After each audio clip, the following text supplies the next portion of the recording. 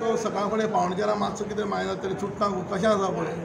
आतां तो उजो कसो लागता काय लागना उजो आमी म्हणटा अर्दवर भितर पालयलो पर्सनली हांव 6:30 पाविल्लो कॉन्ट्रेक्टर उदो पाविल्लो तो चुट्टा हांव पळय परते परते परते परते परते हांव तुमचे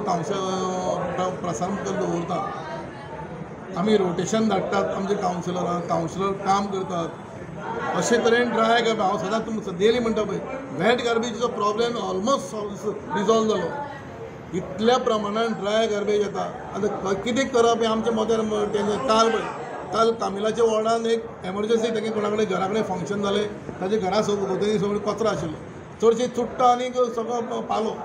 ओडप खंय तो बावळो वडयतलो खंय आमी एमर्जन्सी काडली आनी ती ट्रीप येयली आनी सनसेटार उडयली कळ्ळें न्ही आनी थंयच सरावंडींग खंय तरी उजो लागलो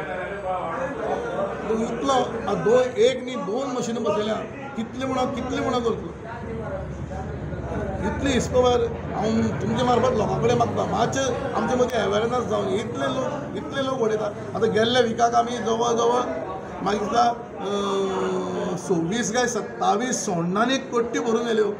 व्हडली गाडी आमच्यो व्हडल्यो 3 गाडी आयल्या पळय 25-26 ट्रिपी कट्टी आनी सोण्णां भरून येयल्यो